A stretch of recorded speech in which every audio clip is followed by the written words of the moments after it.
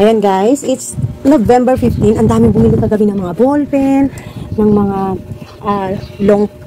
long and short folder. Ang daming binili mga school supplies kagabi. Tapos may mga may mga yarn, na ribbon, kasi may mga ribbon akong tinda guys. Tapos nag-refill tayo na naman. Grabe no. Ganyan kalakas dito yan. So refill ako talaga ng refill. Kaya hindi po pwede na wala akong stock. Ayan guys, tumulong muna tayo. Ayan, yan lang. Namili lang tayo konti. Ayan. Kakadating lang namin, namili kami konting-konti kasi bumili kami ng itlog. Eh pagdating namin si Ate Ana, napakaraming customer, bumaba ako, nagtinda agad.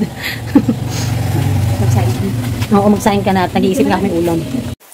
Hi guys, Mami Parkis here. Maayong gabi sa inyong tanan. Maulan diri sa amin sa Bulacan. No, wow. Ngayon ko lang nakita. As of now, 13,504 subscribers ang peg ng ating no. Thank you very much po sa inyo, sa mga nag-subscribe. No, maraming salamat po. Pero syempre, in today's video, may pag-uusapan tayo. Ano ba gagawin natin dito, di ba? Syempre, mag-uusap tayo, magninilay, sasagot ng mga tanong nyo, di ba? Para matuto tayo pare-parehas. So, shoutout muna natin, and then, saka tayo magninilay.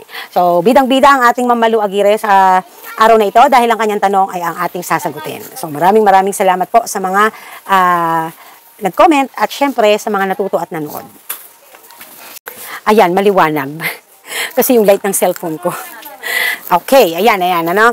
So, mag-shoutout muna tayo. Dito na nga lang ako babasa sa cellphone ko para hindi na ako gumaganon sa aking Ayan. So, punta tayo kay Ma'am Nimpa Realista. Sabi niya, lahat kami dito nabulaga sa pagtaas ng Winston. Very unexpected. Walang abiso o hint man lang. 8 na rin per stick namin. Sobrang mabenta ang Winston dito sa Cebu. I can sell for 7 rims in 2 weeks time bago bumalik ang ahente. JTI ahente namin dito. Ayun. So, dito po, hindi masyadong mabenta ang Winston. Camel po at saka Marlboro Red ang dalawa sa brand na naglalaban dito. No? So, ganun nga, no, nakakabigla. Actually, nangyari na yan sa kanila dati merong sigarilyo pa na, ganun din, nambibiglan sila. So, yun lang yung sad part talaga sa kanila. Okay, shout out to Plaxi Duran 8425. Sabi niya, ma'am, plan ko po kasing mag-execute ng around 10K na puhunan na tindahan. Ang alam ko lang about legalities is barangay clearance.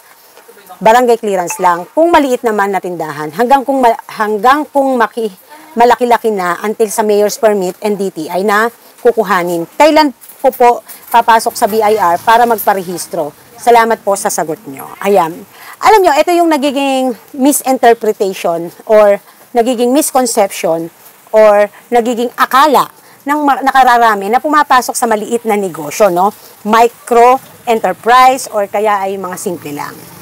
So, sa totoo lang po guys, no? Ang talagang tama na paraan ng pagkuha ng legalization sa negosyo natin ay bago magbarangay, tayo po muna ay mag-DDTI. So, kasi po, dito po ay magkakaroon tayo ng ating registered business name, which is, pag natapos tayo kay DTI, saka po natin siya dadalhin kay barangay para humingi na ng business clearance. But in this, dito sa case dito sa amin, merong mga nai-issuehan dito ng barangay clearance, business barangay clearance, nang walang DTI. Sa totoo lang. Ito, mas gumagana to doon sa mga tagong-tago, probinsyang-probinsya, yung naiintindihan naman ng mga LGU o mga local government unit na talagang nag-i-start lang, kumbaga ba susubukan lang. Kaya naiintindihan nila na hindi na kailangan minsan or hindi na nila pinupush ang mga nagnanais magnegosyo sa napakaliit na puhunan na dumaan pa sa masalimuot na paraan, na tamang paraan ng pagiging legal ng kanilang negosyo. Kung pinapayagan naman ng barangay, wala namang kaso doon sa totoo lang. Hindi naman natin yan. Ang mahirap lang kasi kapag ang nakialam ay national, municipal and national. Yun kasi yung problema po doon. Kapag po nagkaroon ng tax mapping, questionin. Lalo na kung ikaw ay sitahin sa lugar nyo. Sitahin ng lugar nyo, puntahin ng masisipag mag-tax map ang mga taga-munisipyo and as well ang mga taga-BIR. So, yun lang naman po yung doon. But, ang kainaman naman po, pinagbibigyan kasi halimbawa po, hindi naman po kasi alam ang tamang pamamaraan, no? ang mainit ang ulo ng mga taga BIR is yung na-register na nga, hindi pa tinuloy-tuloy, hindi inayos, hininto, no, tumigil sa pagpapile. Kaya kutakot-takot talaga na problema. So yun lang naman. Pero dun sa mga bago pa lang, usually pinagre-requirements nila. Kasi hindi pinag-uusapan po ang sa paglegal po ng negosyo, hindi po pinag-uusapan talaga ang maliit o malaki. Ang pinag-uusapan po dito ay para maging legal ang negosyo mo dahil nagne-negosyo ka at kung ano ang kung saan ka merong liabilities when it comes to taxing. Kung barangay lang, yearly lang yun, nagre-renew ka. Sa DTI, every 5 years. Tapos kung nasa mayors ka, yearly, ganyan, no? Tumbukin natin, inapiyawan lang natin para hindi kayo naliligawan, no? So, kapag kakaya pa na barangay lang, why not naman? Why not choknat kung hindi naman kayo sitahing lugar? Naman, hayaan nyo munang makaraos-raos kayo. But hindi ko tinuturo na, hindi ko ini-insist sa inyo or pinupush kayo na ugaliin nyo maging habit yung ganyan. Ang punto ko lang, dahil nagsisimula kayo, naiintindihan natin yan. Pero hindi ko kayo masasagot kapag ka nagkaroon nga ng tax mapping. Kasi walang maliit malaki kay BIR kapag national na ang nagta-tax mapping. Ganun po yun. Okay, so ang sabi niya is, kailan pwede na mag-BIR. Bago po kayo mag-BIR, no, sa totoo lang po, si BIR, ang kanya pong pinaka-main goal, main function sa atin is to collect taxes, di ba? To collect taxes. However, bago ka makarating sa kanila, dadaan ka muna sa pinakamababa, which is, you have to register your business name sa DTI yan, sa Department of Trade and Industry, and then dadalin mo kay barangay. After ng kay barangay, dahil may pangalan ka ng existing, iyon na ang ilalagay na pangalan ni barangay sa iyo. And then, right after that, dadalin mo naman, punta ka na, talon ka na kay munisipyo. At doon bibigyan ka na ng mayor's permit at mga babayaran ng mga miscellaneous expenses. Kung tinitingnan din sa interview mo, kung dating ng tindahan mo, ay kung i-required ka nila na magkaroon ka ng fire extinguisher. So, kukuha ka din ng permit kay, ano ba yan? Kay fire. Tapos may sanitation pa, ganyan. Kasi depende business mo. Kung business mo, pagkain, no? Siyempre, may fire and sanitation talaga yan, required. As well as sa tindahan din, no? Yung mga ganito. So, masasabi ko lang, no? Ang totoo talaga niyan, guys, kapag ka nakapasok na kayo sa DTI, dapat talaga, pinapasok nyo na sa BIR. So, Mami Park, ibig sabihin, ang litit lang na negosyo namin, mag-aano pa kami. Pwede naman po kayong mag-apply ng tinatawag po na micro enterprise, micro barangay business enterprise, parang ganon. Na inaalaw kayo na meron kayong may mga specific tax, tax exemption, no? Yun yung halimbawa ay hindi naman umaabot ng 250 a year ang inyong annual gross income, no? Pag sinabing gross income, yun yung mga gross sales nyo, yung mga sales nyo. Pag hindi umaabot annually ng 250K, you are exempted. But, exempted lang to pay the taxes, no? But you are not exempted to not file. So, kailangan magpa-file ka, no? Kailangan magpa-file ka pa rin. Kung zero, kung dahil ka lang, di mag-file ka. Kasi kailangan may record kasi yon, no? So, dapat naiintindihan, ha? Hindi porket exempted ka, hindi ka na magpa-file kung ano man ang tax due na meron ka. It's either 8% ka, yearly on, or quarterly. Kailangan magpa-file ka pa rin. Okay? Kahit may tax exemption. Kasi yung under ng train law na pinirmahan ni Duterte, si Duterte yata yun, yung na-amend ba or nagkaroon ng revise sa na yung under ng train law na mas binabaan nga na kapag ka below 250K annual gross income, you are tax exempted. But it doesn't mean na hindi ka na magpa-file at magre-renew ng iyong business registration or certificate of registration o COR from the BIR kung nahando na nakaabot ang negosyo mo. Nagegets po ba? Even, again, ulitin ko ha sa may mga business dito, even you are in tax exemption, hindi ibig sabihin, it doesn't mean you are not required to file your 2551Q, your 1701Q, your 1701, lalo na kung katulad ko na 3% tax due. At yung annually po na inventory list and sworn declaration and with a copy of naka-DVR or ngayon pwede na ni-required na naka-USB na yung inventory list mo. Kailangan may soft copy and hard copy. So, ibig sabihin po, hindi ka lang magbabayad ng tax, pero yung mga dapat na ginagawa sa filing, gagawin mo. Inulit-ulit ko ha, nagpapakakulit ako. Bakit? Nang maintindihan nyo. Kasi baka mamaya, napakataas ng noo nyo, sinasabi nyo, di naman kami nagaganyan kasi we are exempted. Paano mo nalaman? Paano mo nasabi na ikaw ay exempted sa taxing? Kasi hindi naman ako bumibenta ng ganyang kalaki, no, Mami Park? Di naman katulad yan ng tindahan kung tindahan mo. Once na you are already registered in the BIR, you have already the obligation to renew your permits yearly, even in mayors. And kapag sa DTI, di ba? And also, you are required to do such things as filing. Even 0 ang iyong ipafile. So, may gastos pa rin ba? Kapag di mo alam mag-file, may gastos ka kasi papa-assist mo pa yon. So, kaya nga tinuturuan ko kayo ng mga basic when it comes to taxing. Nung hindi nyo na kailangan mag-hire ng maggagawa niyan para sa inyo, magkano din? 300 per quarter o kaya 300 per form. No? So, ang haba ng ating topic sa punto na to kasi gusto kong maintindihan nyo na baka mamaya nag-feeling kayo dyan. Hindi nyo pala naiintindihan what's going on about the registration or the business registration. So, yun lang, no? Ganun lang kasimple. Simple ba? Complicated. Complicated pagka hindi pa natututunan. But once you already doing it, parang hobby mo na or habit na siya or talagang parang routine, simple na lang sa iyo.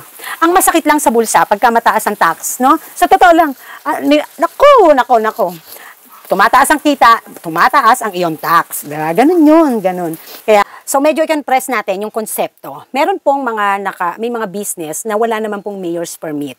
So usually po, ito ay yung may mga walang physical store. Depende po sa inyong negosyo. Usually po, pag online business, no, yung hindi po nire-required ng ano ba tawag dito, ng physical store, usually kahit wala ng mayor's permit, tatalo na agad, after ng DTI, tatalo na agad ng BIR. So, alam niyo po ba na kapag naka-register sa DTI ang ating negosyo, nadedetect ni BIR na tayo po ay kung may compliance. Para lang po sa kaalaman nyo guys. Hindi lang po masyadong masipag ang ating mga taga-BIR na iba. Pero, once po na nag-DTI na po kayo, ang totoo po niyan, you are already or must required to go to BIR to register your business. Yun po talaga yon. So, kaya natatakot talaga yung ibang mga business to be legal. You know why? Ito tinatakasan nila eh. Napaka-hassle na. Kasi nga, totoo naman eh, yung system natin ng, dito sa taxing, willing ka namang magbayad ng tax, pinapahirapan pa ang mga taxpayer kung paano sa filing, kung paano sa ano. Kaya yung iba, ayaw. Kahit gusto naman nilang mag-comply, ganun. Ewan ko ba sa gobyerno natin, mahirap pag-usapan, no? Baka humaba, you know. So, shout out to Madam Duday. No, yan. Sabi niya, maganda, meron tayong monitor talaga para malaman natin kung go pa tayo sa negosyo. Galing talaga. Ayan. So, marami siyang comment, no? Hindi ko na ano. Si Madam Duday po ay isa sa member ng Team SF, kapatiran natin, no? Madam, maraming salamat, no? Minsan parang natitingin ko, meron ka na ulit tindahan, hindi ako maging updated kasi I'm too busy. Okay? Alam mo naman yan. So, shout out to DI 90s. Gusto ko rin magkaroon ng ganyang problema, Mami. Yan ang masarap problemahin. Sa akin kasi, puhunan ng problema at customer. Huwag na tayong magtinda. Charot. Pag number 1 nating problema ang customer, hindi tayo para magtinda. Hindi tayo para magnegosyo. Kasi patay ang negosyo. Kasi ano ba lagi sinasabi ng Mami Park? Sales is the blood of our store, of our business. Customer is equals to sales. Pag wala tayong customer, patay ang kabuhayan. Nga. So, kailangan i-work out yan, no? I-work out po natin. I'm not discouraging you, but do some research or do some diskarte na mapagtagumpayan mo kung ano yung mga dilema na kinakaharap. Pero sa totoo lang, kapag ka-customer ang number 1 problema mo, malapit ka na, tatapating kita, ma'am. Malapit ka na sa, malapit ka ng since sa risk, I better encourage you to review your plan B and plan C.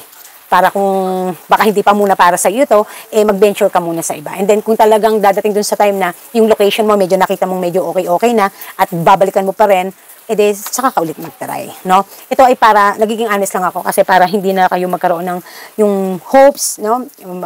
Ano pa kayo na, i-sugarcoat ko pa kayo, no? Kapag ka-give up na at too many reasons na, mas marami na yung reason to give up than to fight.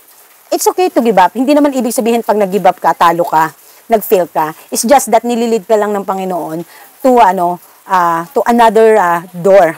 To another door that ready to open for you, no? Na ready i-open ng Diyos para sa iyo.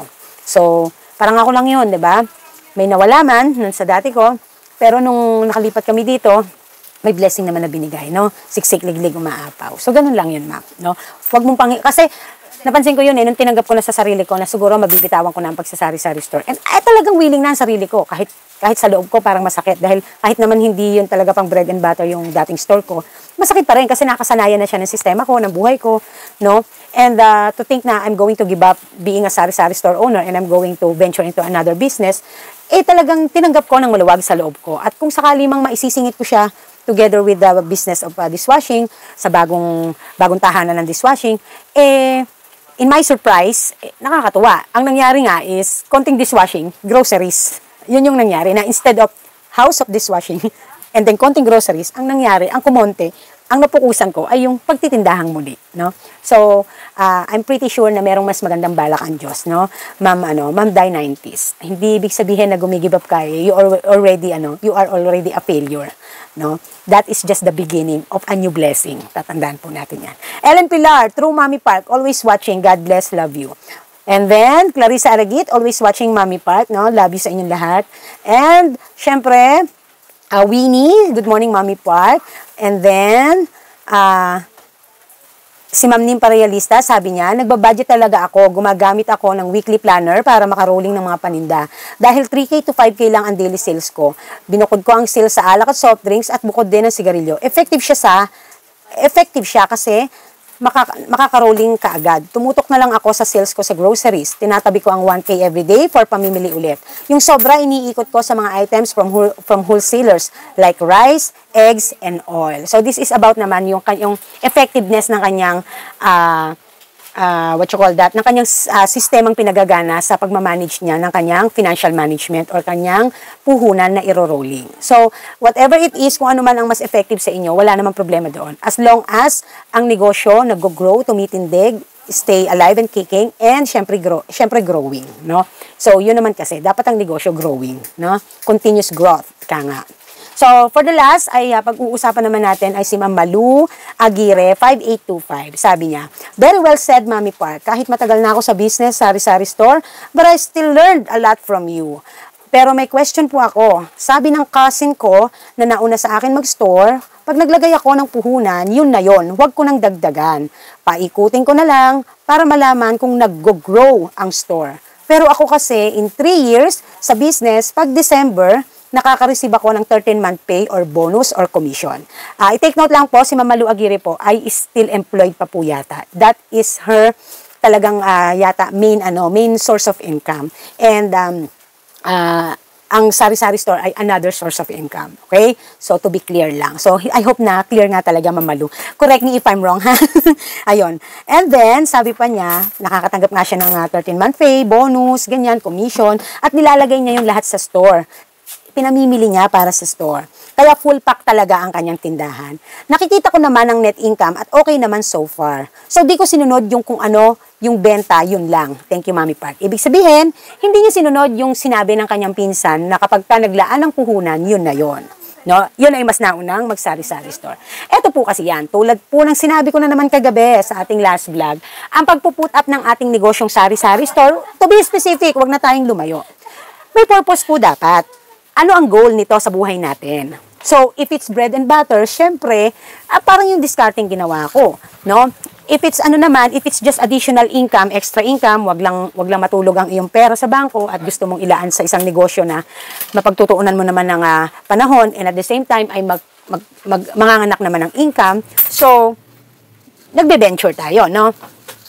However, may point naman si pinsan ni Ma'am Malu. Kasi yun naman talaga, dapat makita natin na may pinatutunayan ng tindahan. Kaya lang po kasi, ang isa sa pinakamali na diskarte ng mga Pilipino, ng mga tao pagdating sa negosyo, lalo at kung maliit lang ang panimula, ang pinaka-ano kasi nila dito, ang pinaka-wrong move na ginagawa is hindi marunong when it comes to financial management. Hindi marunong kung paano i-handle at magpapa-rolling, no? Kasi unang-una, kung madaling sabihin na hindi ka na maglalabas pang muli ng puhunan kung hindi mo bread and butter ang isang hanap buhay sa panimula at pinalalaki mo. Tulad ng ginawa ko. Kaya hindi talaga na, kailan ba yung huli, di ba? Sinabi ko sa inyo yung journey ko. Ang huling nagpahiram ako kay Sari Sari Store ay last year November. Pero yung pinahihiram ko sa kanya, kinukuha ko ulit kay Store yun. Kasi personal kong pera yun, pambayad ko ng mga personal bills namin yun at pagkain. So, pinahihiram ko lang siya para manganak at yung ipanganganak niyang tinubo ay madagdag sa tindahan. So, ibig sabihin, dumadating kasi dun sa punto rin na yon dahil tumataas yung demand. However, yung iyong pagtugon ng mabilis dun sa tumataas na demand ay hindi mo kaya. Parang masyadong mabilis ang demand para sa kapital na hinihintay mong umikot. Kasi nga, konti. Ganito, mataas ang demand, konti supply. Ganun lang naman kasimple yun. Tumaas ang demand, konti supply. So, anong gagawin mo? Anong resources ang pwede mong magamit nang sa ganun naman ay matugunan itong tumataas na to at makipagsabayan ka sa demand. So, syempre, literally, real talk, kung saan ka meron po pwedeng paghugutan, di paghugutan mo, may masama ba doon? Buhay mo naman yan, negosyo mo naman yan. Walang makapipigil sa'yo kung anong gusto mong gawin sa hanap buhay mo. As long as nakakabig mo siya ng maayos, nakakabig mo yung ipinaluluwal mo. Hindi yung nagpaluwal ka, nagbigay ka, ano ka na naman, ay hindi naman na ibabalik. Yun lang naman yun, no? So, ang bilis kong nakapagpalaki that time, ang bilis kong ding dahil yung lahat ng resources na ginamit ko, ay talagang pinagbuti ko, no? Inayos ko. So, Ma'am Nim patuloy, Ma'am Malu Aguirre, ako talaga, kung ako ang nasa kalagayan nyo, mas gugustuhin ko ng mga ang perang meron akong extra, kaysa naman nakatenga. 'Di ba? Ang inaano kasing siguro ng pinsan mo is yung iba kasi, ang nangyayari, paluwal ng paluwal, hindi na ibabalik. So, kung nakakabig mo na ibabalik, walang masama roon. No, walang masama. Ako, huminto lang ako last year kasi talagang sabi ko, hanggang dito na lang ang kakayanin ko. Wala na akong ibibigay pa na ipahihiram para kay store.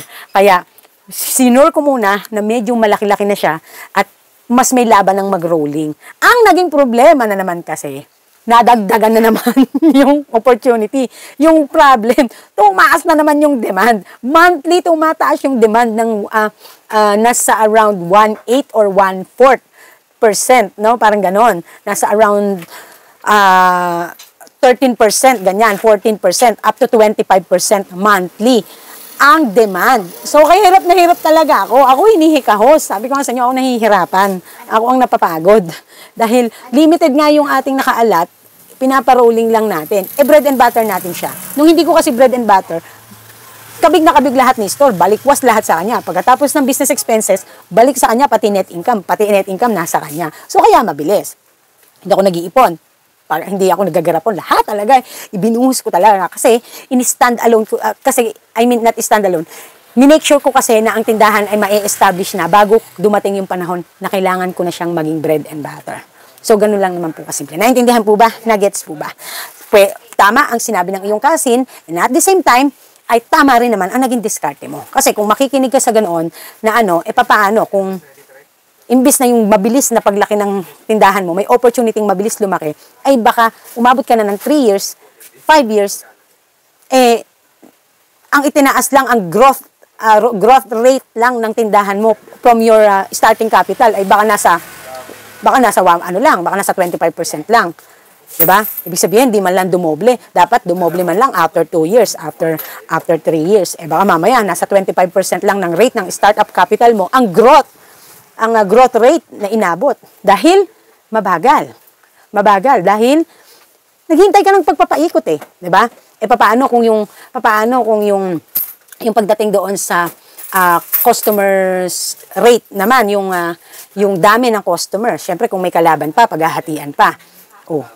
Diba? So, mamimiss mo yung mga opportunities, mamimiss mo yung mga dapat sana mas nabilan ka, mas naano ka, kung naghintay ka.